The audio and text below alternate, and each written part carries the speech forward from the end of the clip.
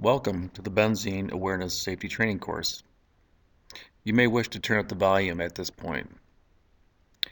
You may know benzene by many other names, including the name benzol.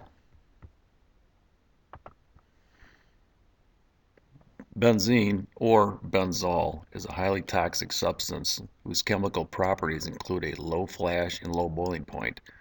It is easily noticeable by smell and can change from a liquid to a gas in normal atmospheric pressures and normal temperatures. Here is a list of items that are rich in benzene, including benzene itself. That list includes gasoline blending stocks, white spirits, dripolene, toluene, xylene, and benzene mixtures containing 10% or more of benzene. Let's begin by a discussion of some exposure routes that can lead to benzene contamination. The first and most likely route is via inhalation. Obviously, the nature of benzene includes its relatively high risk of going from a liquid to a vapor state, and hence its risk as an airborne contaminant.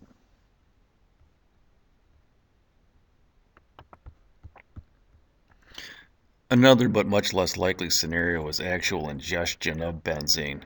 This would occur most often by some type of accidental exposure of food or liquid to a benzene compound. Injection remains a possible route of benzene exposure. Without speculating too deeply regarding the reasons for such an event to occur, it nonetheless can, and sometimes purposely so, especially where there's animal testing involved. Adsorption is a naturally occurring process whereby a material will capture and hold another compound. Activated charcoal is an example of an adsorbent material. As it pertains to human safety, to some degree, every individual who comes in physical contact with benzene can act as an adsorbent agent. Obviously, the safety protocol is always to avoid direct contact with benzene. What is an acute exposure? Any measure of exposure of more than 5 parts per million, or whenever the exposed person is exhibiting symptoms of headaches, nausea, dizziness, or drowsiness. This would constitute an acute exposure. Now, let's take a look at the effects of acute benzene exposure one more time. An exposed person may experience any or all of the following symptoms: dizziness, nausea, headache, and drowsiness.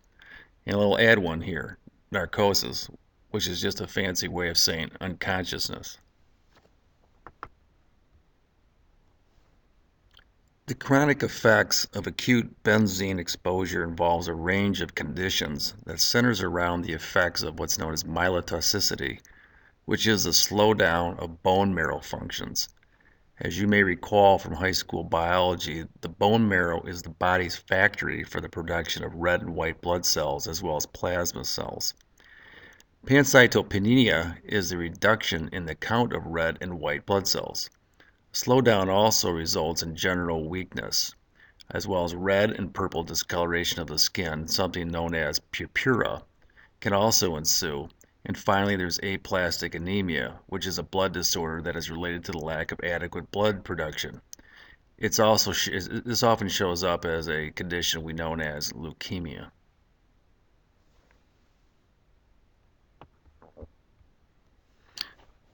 Benzene toxicity is measured in exposure time multiplied by exposure level. In this slide, we can see the gross statistical measure as it pertains to fatality. As you can easily see, the higher the exposure level, the greater the fatality count per 1,000 workers. Obviously, benzene is not a compound to take casually where safety is involved. To protect workers, a number of risk management protocols must be instituted. First and foremost is simple avoidance. Where that is not possible, engineering controls must be implemented. Where engineering controls are insufficient, personal protective equipment must be employed, such as respiratory protection first, followed by proper protective clothing. Let's look at avoiding exposure first. You start with changing the work practices, or where possible, you substitute a product that does not contain benzene.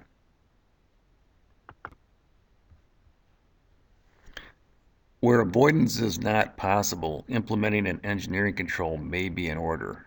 An example of an obvious engineering control is ventilation. When exposure cannot be reduced below 1 part per million but does not exceed 10 part per million, use of an air purifying respirator with an organic purifying cartridge is permitted. Emergency entry into atmospheres containing greater than 10 parts per million of benzene requires the use of self-contained breathing apparatus or a direct feed airline. This is known as level 3 respiratory protection. Next in line is personal protective equipment. Clothing for benzene safety protection would include such things as goggles, gloves, aprons, rain gear, and boots.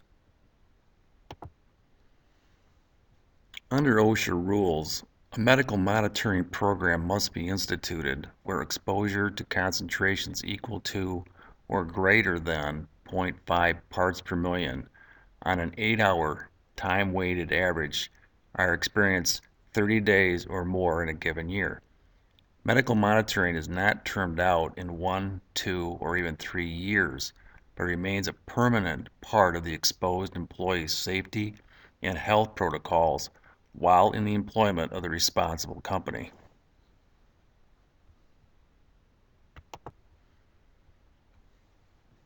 This ends our discussion of benzene. Thank you. Appreciate your cooperation in learning about benzene. Now please take out the benzene safety exam. Complete the exam and place the completed exam in the completed exam file. Thank you.